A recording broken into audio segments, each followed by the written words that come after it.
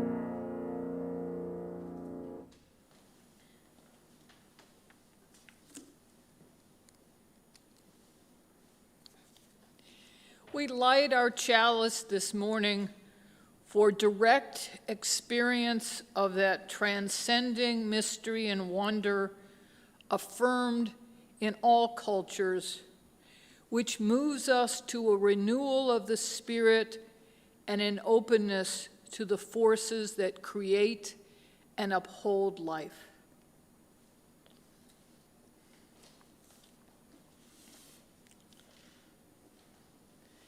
Good morning. Our opening words are from the German poet Rilke. Everywhere transcendence is plunging into the depth of being, it is our task to imprint this temporary, perishable earth into ourselves so deeply, so painfully and passionately that its essence can rise again, invisibly inside us. We are the bees of the invisible. We wildly collect the honey of the visible to store it in the great golden hive of the invisible. Please join me for the spoken affirmation of this church, followed by our sung affirmation.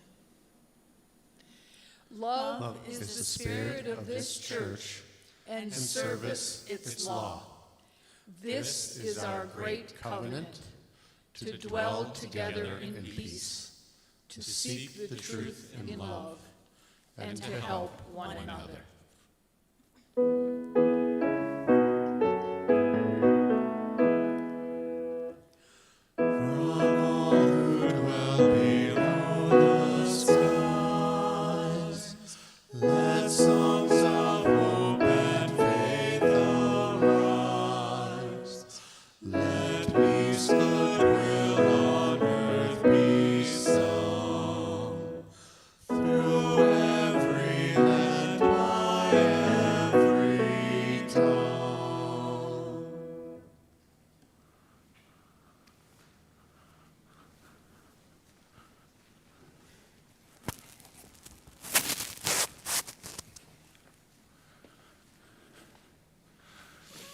It is time to gather. Today, I have a poem that I found in a child's anthology of poetry. The poem is titled The Last One by W.S. Merwin. Well, they made up their minds to be everywhere, because why not? Everywhere was theirs because they thought so. They with two leaves, they whom the birds despise, in the middle of stones they made up their minds. They started to cut. Well, they cut everything, because why not? Everything was theirs, because they thought so. It fell into its shadows, and they took both away, some to have some for burning. Well, cutting everything, they came to water. They came to the end of the day. There was one left standing. They would cut it tomorrow. They went away. The night gathered in the last branches. The shadow of the night gathered in the shadow on the water. The night and the shadow put on the same head. And it said, now. Well, in the morning, they cut the last one. Like the others, the last one fell into its shadow. It fell into its shadow on the water, and they took it away. Its shadow stayed on the water. Well, they shrugged. They started trying to get the shadow away. They cut right into the ground. The shadow stayed whole. They laid boards on it. The shadow came out on top. They shone lights on it. The shadow got blacker and clearer. They exploded the water. The shadow rocked. They built a huge fire on the roots, and they sent up black smoke between the shadow and the sun. And the new shadow flowed without changing the old one. They shrugged, and they went away to get stones. They came back. The shadow was growing. They started setting up stones. It was growing. They looked the other way. It went on growing. They decided they would make a stone out of it. They took stones to the water, and they poured them into the shadow. They poured them in. They poured them in. The stones vanished. The shadow was not filled. It went on growing. That was one day. The next day was just the same. It went on growing. They did all the same things. It was just the same. They decided to take its water from under it. They took away water. They took it away. The water went down. The shadow stayed where it was before, and it went on growing. It grew onto the land. They started to scrape the shadow with machines, and when it touched the machines, it stayed on them. That was another day. Well, the next day started about the same. It went on growing. They pushed lights into the shadow, and where the shadow got onto them, they went out. They began to stomp on the edge. It got their feet. And when it got their feet, they fell down. It got into eyes. The eyes went blind. The ones that fell down, it grew over, and they vanished. The ones that went blind and walked into it vanished. The ones that could see and stood still, it swallowed their shadows. And then it swallowed them too, and they vanished. Well, the others ran. The ones who were left went away to live, if it would let them. And they went as far as they could, the lucky ones with their shadows. Please join us in singing hymn number 298, Wake Now My Senses.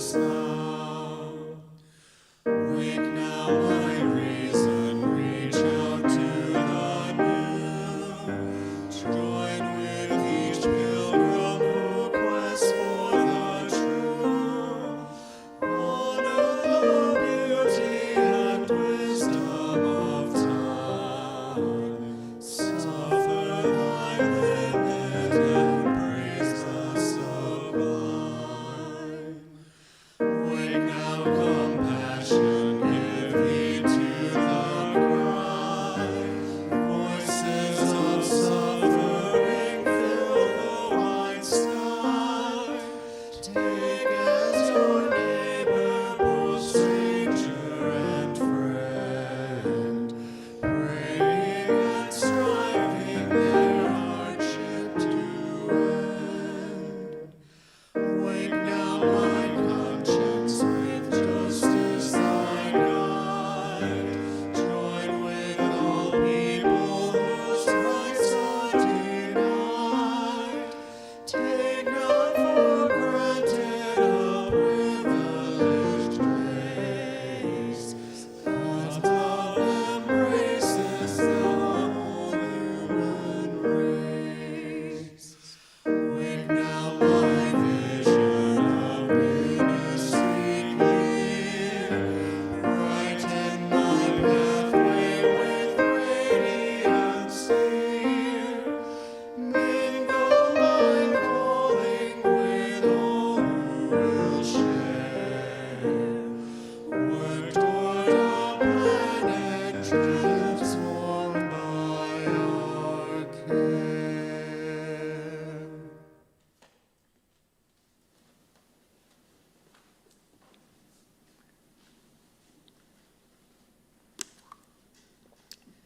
Thank you, Steve. That's a poem I have never heard before by W.S. Merwin. So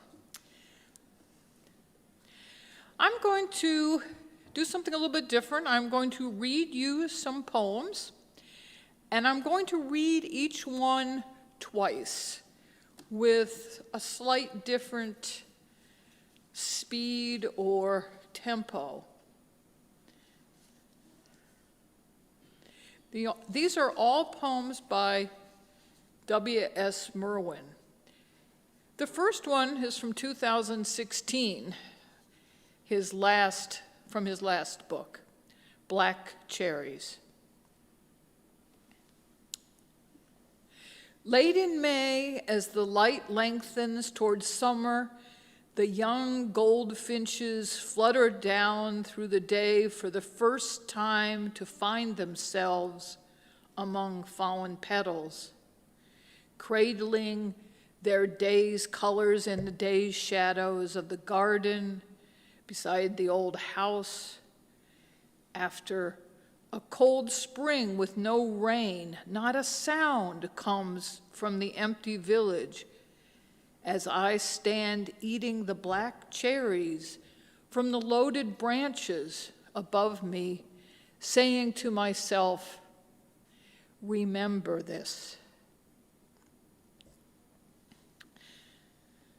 Late in May, as the light lengthens towards summer, the young goldfinches flutter down through the day for the first time to find themselves among fallen petals, cradling their day's colors in the day's shadows of the garden beside the old house. After a cold spring with no rain, not a sound comes from the empty village as I stand eating the black cherries from the loaded branches above me, saying to myself, remember this.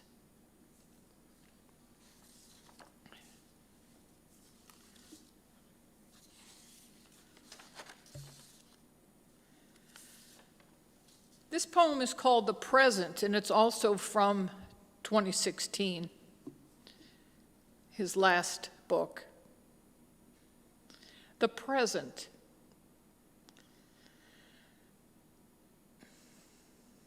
As they were leaving the garden, one of the angels bent down to them and whispered,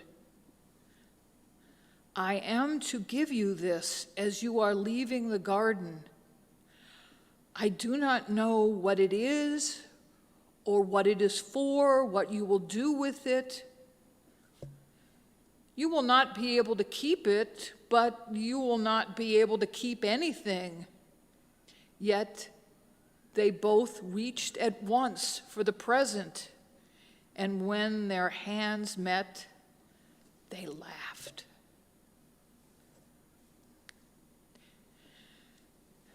As they were leaving the garden, one of the angels bent down to them and whispered, "I am to give you this as you are leaving the garden. I do not know what it is or what it is for, what you will do with it. You will not be able to keep it, but you will not be able to keep anything."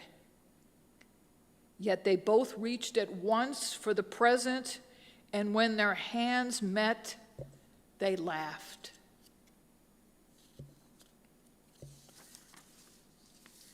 And a very short poem, which actually is from 1963, among one of his early books, called Separation.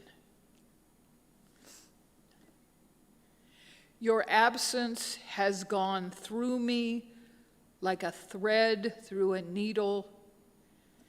Everything I do is stitched with its color.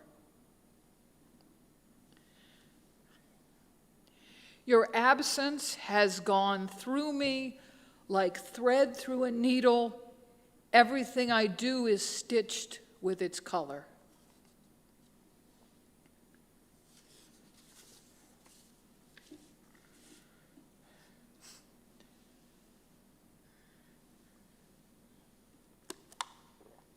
So who was W.S. Merwin? William Stanley Merwin.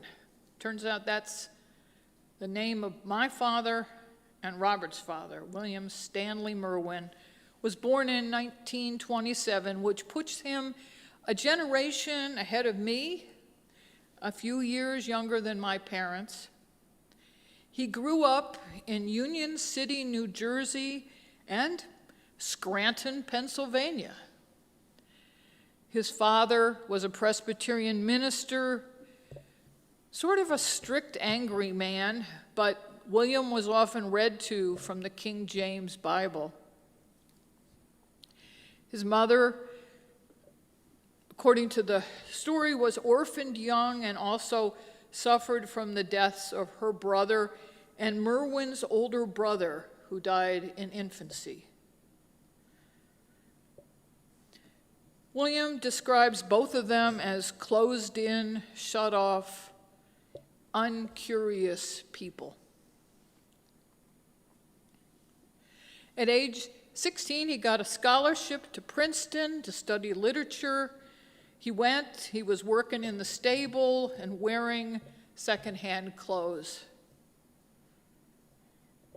In what he described as an impulsive move, it was the end of World War II. He enlisted in the Marines at age 17. Almost immediately, he realized his mistake and announced himself a conscientious objector. He then spent a year in the psychiatric ward of Chelsea Naval Hospital. He was able to return to Princeton to complete his degree. Then he stayed on for a year or two to study French and other Romance languages. He started at that time being known as W.S. It seemed to him to be what poets did, thinking of T.S. Eliot, W.H. Auden. The famous poet Ezra Pound reportedly told him to do translation as a way of learning his own language, which was English.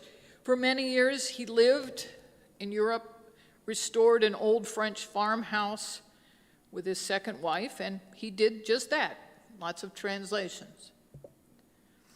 He came back to New York by himself. He earned critical acclaim with his book called The Lice, 1967. And he received his first of 2 Pulitzer Prizes at age 44 for The Carrier of Ladders, 1971.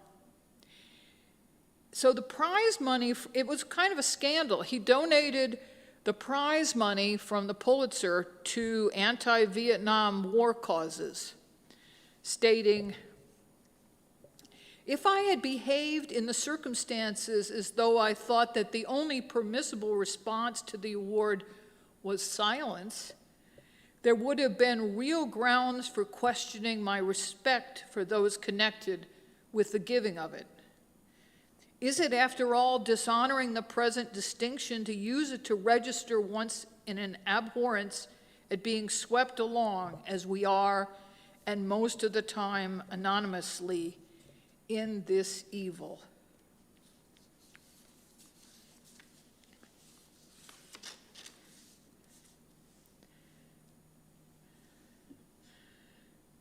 In 1976, just about the time that I first read a W.S. Merwin poem at college, he was 49. He moved to Hawaii to study Zen Buddhism, which he continued to practice throughout the rest of his life.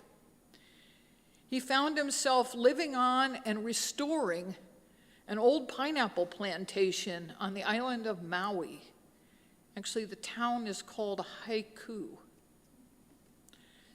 As time went on, he planted over 5,000 palm trees, eventually forming with his third wife, Paula Dunaway, an eco-conservancy which survives him. There is a wonderful movie about this palm tree plantation in Maui. He was, in 1999 to 2000, considered a special consultant for poetry, and then that's for the Library of Congress, and then U.S. Poet Laureate, 2010 to 2011. He got a second Pulitzer Prize in 2009 for his collection of poems called In the Shadow of Sirius. That's Sirius as in the star, the dog star. His last book of poetry, called Garden Time, which I read from, was 2016. It was composed during the difficult time he was losing his eyesight, and some of it was dictated to his wife, Paula. And he died in 2019 at age 91.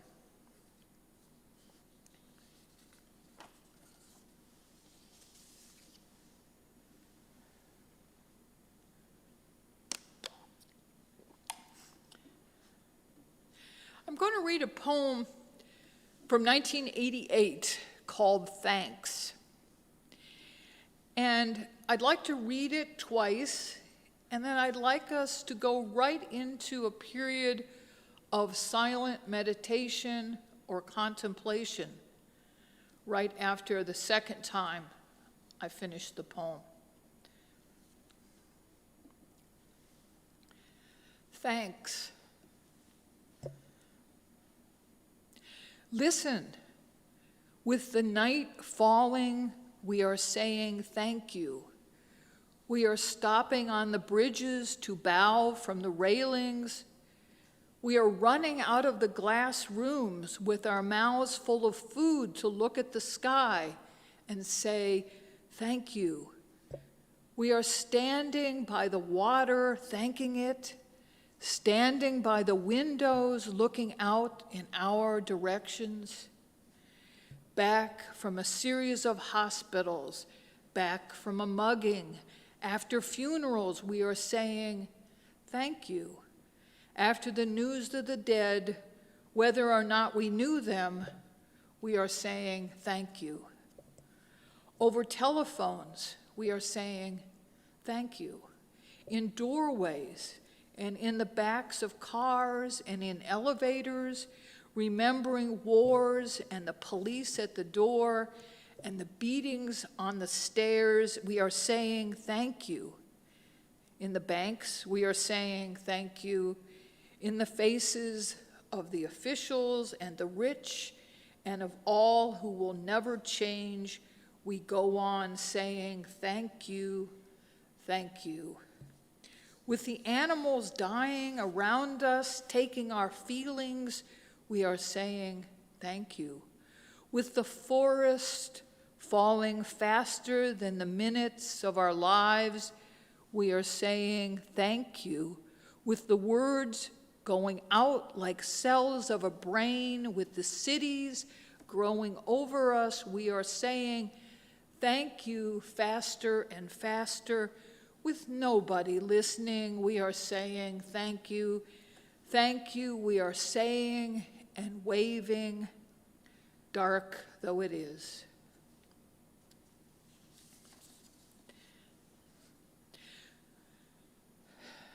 Listen, with the night falling, we are saying thank you.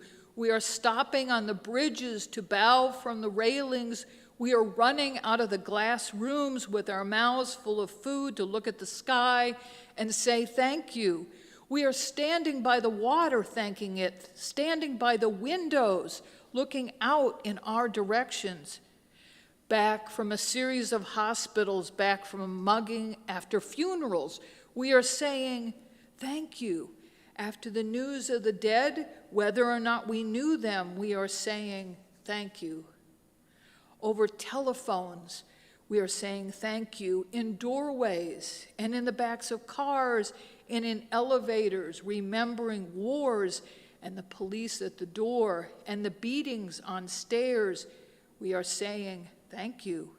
In the banks, we are saying thank you. In the faces of the officials and the rich and of all who will never change, we go on saying thank you, thank you. With the animals dying around us, taking our feelings, we are saying thank you. With the forest falling faster than the minutes of our lives, we are saying thank you. With the words going out like cells of a brain, with the cities growing over us, we are saying thank you, faster and faster. With nobody listening, we are saying thank you, thank you. We are saying and waving, dark though it is.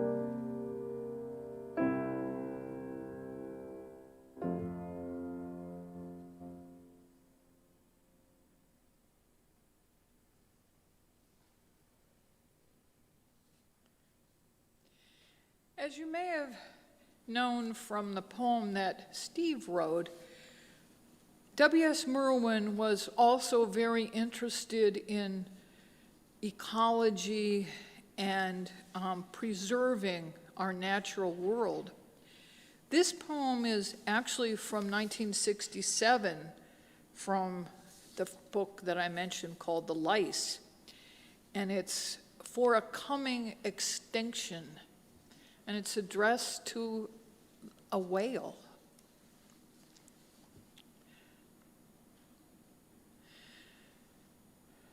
Gray whale, now that we are sending you to the end, that great God, tell him that we who follow you invented forgiveness and forgive nothing. I write as though you could understand and I could say it. One must always pretend something among the dying.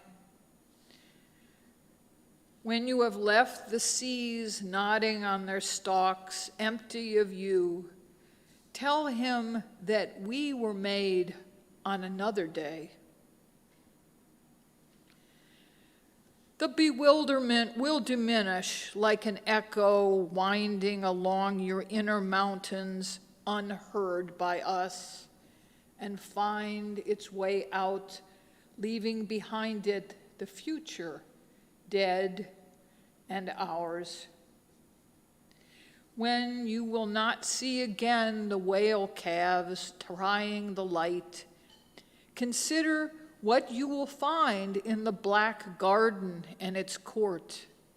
The sea cows, the great auks, the gorillas, the irreplaceable host ranged countless and foreordaining as stars, our sacrifices.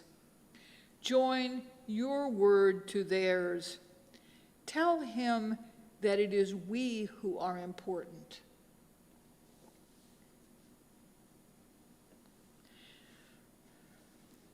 Gray whale, now that we are sending you to the end, that great God, tell him that we who follow you invented forgiveness and forgive nothing. I write as though you could understand and I could say it. One must always pretend something among the dying. When you have left the seas nodding on their stalks, empty of you, tell him that we were made on another day.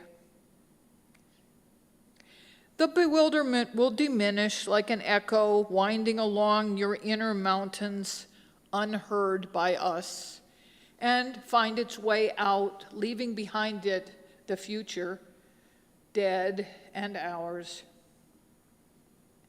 When you will not see again the whale calves trying the light, consider what you will find in the black garden and its court. The sea cows, the great auks, the gorillas, the irreplaceable host ranged countless and foreordained as stars, our sacrifices. Join your word to theirs. Tell him that it is we who are important.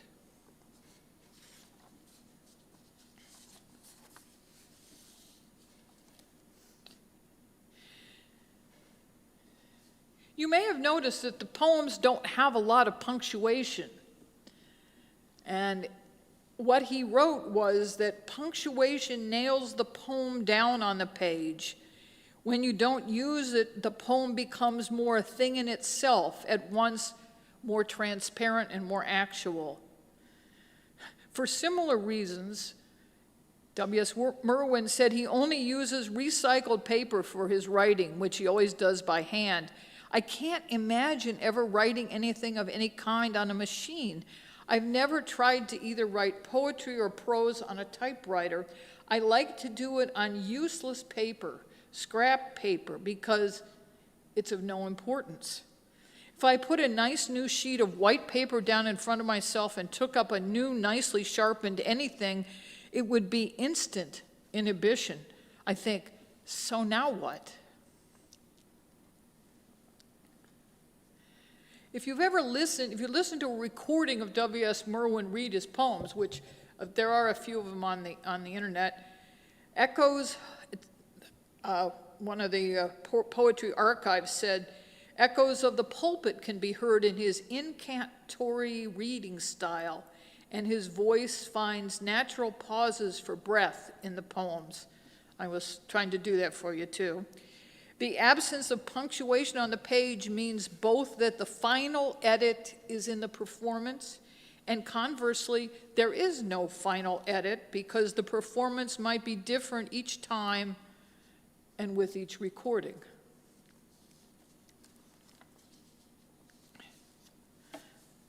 It is though, critic Lawrence Lieberman wrote, it is though the voice filters up to the reader like echoes from a very deep well, and yet it strikes his ear with raw energy. The poems must be read very slowly, since most of their uncanny power is hidden in overtones that must be listened for in silences between lines, and still stranger silences within lines.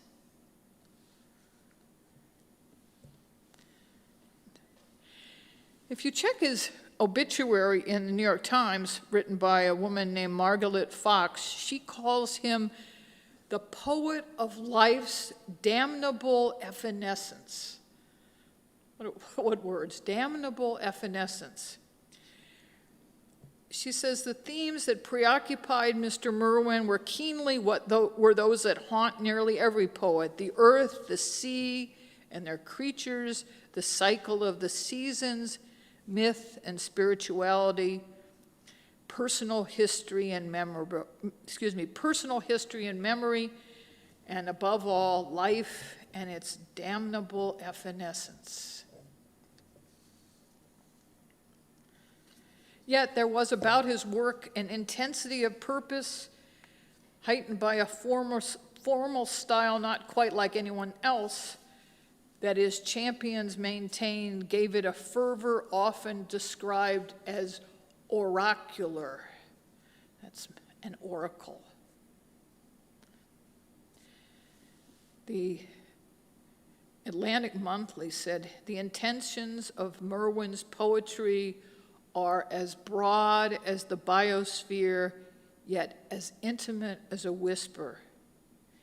He conveys in the sweet simplicity of grounded language a sense of the self, which belongs, and where it belongs, which is floating between heaven, earth, and the underground. A sense of the self, where it belongs, floating between heaven, earth, and the underground.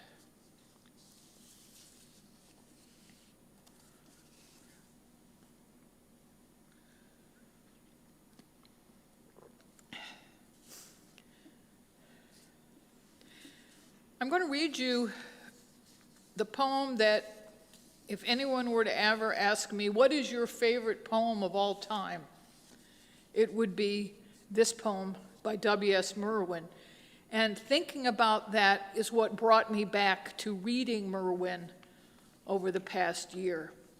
But this poem, Anniversary of My Death, is from actually 1963. So it's one of his early poems. It's called For the Anniversary of My Death. Every year, without knowing it, I have passed the day when the last fires will wave to me and the silence will set out, tireless traveler, like the beam of a lightless star.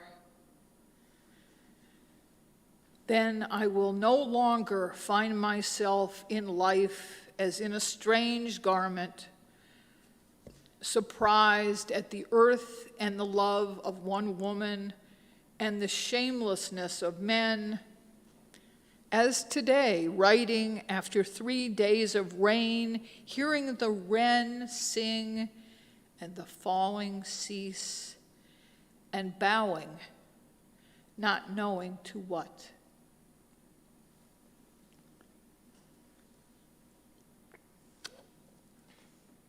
For the anniversary of my death.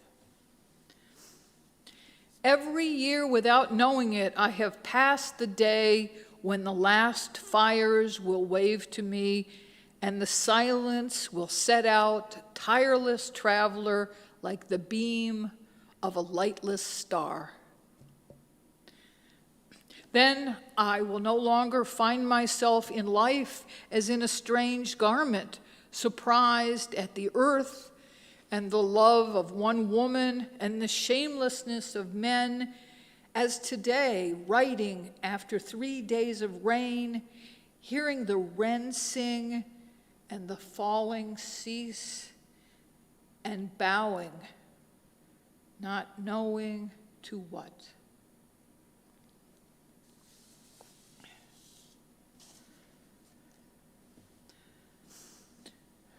I find that Merwin is a poet of the mysterious, the transcendent. He wrote, "One of the things that's hard to talk to people about is that knowledge is all we know, which is admirable and impressive and fantastic and unique, but it is nothing in comparison to what we don't know. And it will always be greater. The unknown is always going to be far greater. If you focus on anger, you lose touch with why you're defending something in the first place, that you revere it and love it and respect it."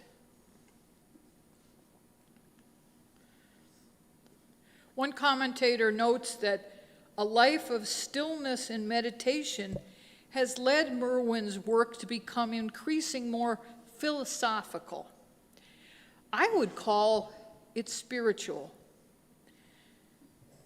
I'm taking a definition from a UU minister, the Reverend David Breeden, who talks about poetry as a spiritual practice as the way of radical noticing.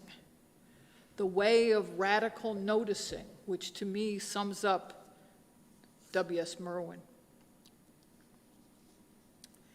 Talking about his Pulitzer-winning collection, The Shadow of Sirius, that he won the 2009 Pulitzer for, he said, "The shadow of Sirius is pure metaphor, pure sacred, as in the wren sings his own truth, heightened by the cessation of the rain. And the only response is reverence, a bowing, not knowing to what." Thank you, William Stanley Merwin.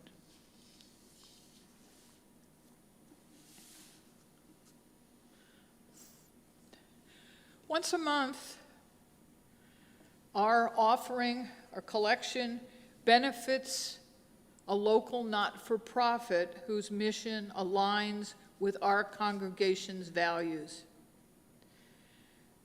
This month, it is the Sharing Connection. You may use our Vanco app, or if you write a check, please write Sharing Connection in the memo line. We now have a brief introduction to the work of the Sharing Connection.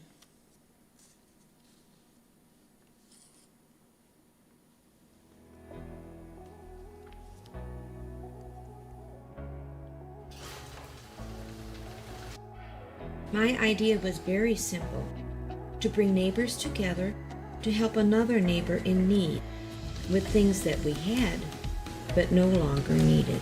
The power of her one idea took off. That one person's act of kindness inspired countless others who furnish hope by providing furniture, beds, cribs, and household items to tens of thousands of individuals and families facing challenges, helping returning veterans, women in crisis pregnancies, people transitioning out of homelessness, or those relocating due to a domestic violence situation. I furnish hope by believing that everyone deserves to eat at a table and sleep in a bed. We go out in the community and we pick up items like sofas, tables, and dressers that people no longer need, but still have plenty of good use in them. The furniture is brought back to the Downers Grove warehouse, where it's unloaded, cleaned, treated, and staged for our guests to come and pick out what they need. I furnish hope by picking up your gently used furniture. The funds we raise are used to purchase new beds, which are often the first bed the child has ever had, and cribs, so that the baby can safely come home from the hospital. I furnish hope by helping our guests get what they need to start their new life. I furnish hope by helping to provide a safe place to sleep. I am hope. We are hope. I am hope. Together, we furnish hope. All of this was not truly planned.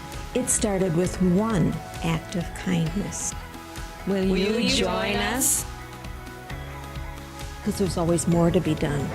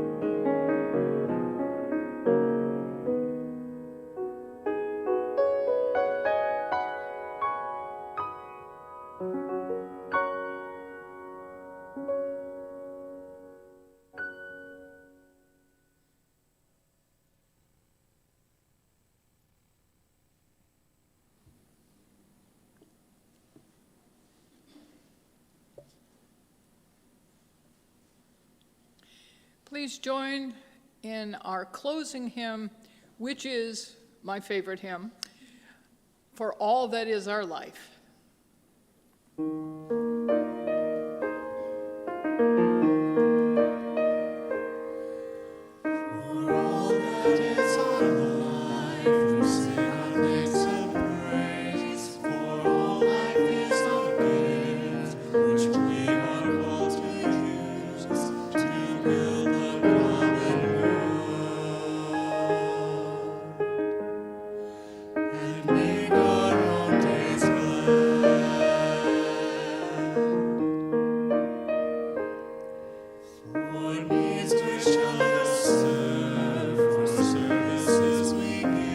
For work and its reward.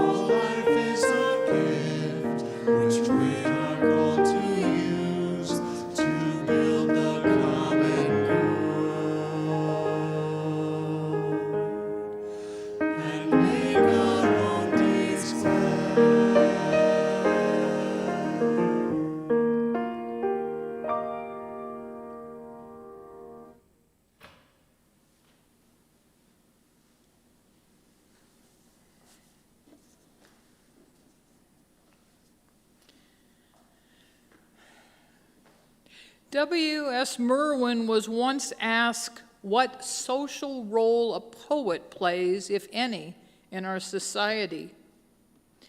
He said, "I think there's a kind of desperate hope built into poetry now that one really wants hopelessly to save the world.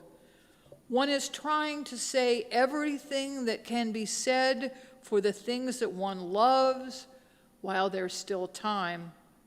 I think that's a social role, don't you?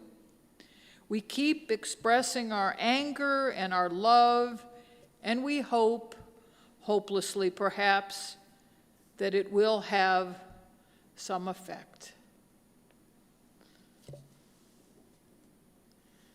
Blessed be.